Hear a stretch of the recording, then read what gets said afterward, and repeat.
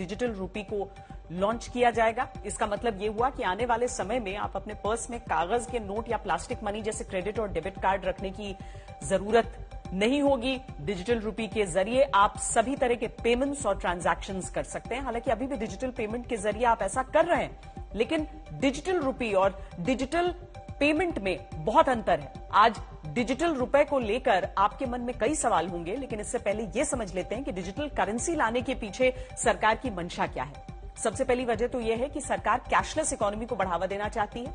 इससे कैश पर निर्भरता काफी कम हो जाएगी। एक आंकड़े के अनुसार भारत में हर साल करीब 30 लाख करोड़ रुपए का कैश ट्रांजैक्शन होता है। डिजिटल रुपी एक कॉस्ट इफेक्टिव यानी कम खर्चीली तकनीक है। इससे सरकार को नोट छापने और इसके ट्रांसपोर्टेशन का खर्च बच जाएगा। कागज की करेंसी होने के कारण देश में आमतौर पर हर साल हर 5 में से 1 नोट हटाना पड़ता है। इसमें रिजर्व बैंक की एक बड़ी राशि खर्च होती है। इसके अलावा डिजिटल करेंसी से ट्रांजैक्शन जल्दी पूरे किए जा सकते हैं।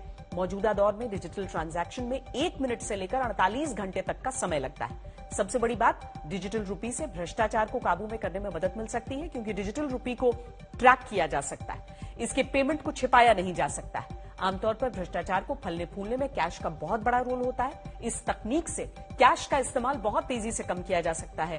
डिजिटल रूपी को ब्लॉकचेन टेक्नोलॉजी और कई दूसरी डिजिटल टेक्नोलॉजी के इस्तेमाल के जरिए मार्केट में उतारा जाएगा। ऐसा माना जा रहा है कि डिजिटल रूपी वाली ये तकनीक देश में डिजिटल इकोनॉमी के क्षेत्र में एक क्रांतिकारी कदम साबित होगा।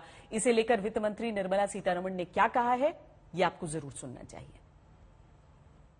Introduction of a central bank digital currency will give a big boost to digital economy.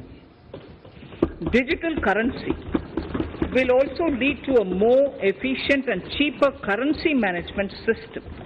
It is therefore proposed to introduce digital rupee using blockchain and other technologies to be issued by the Reserve Bank of India starting 2022 and 23.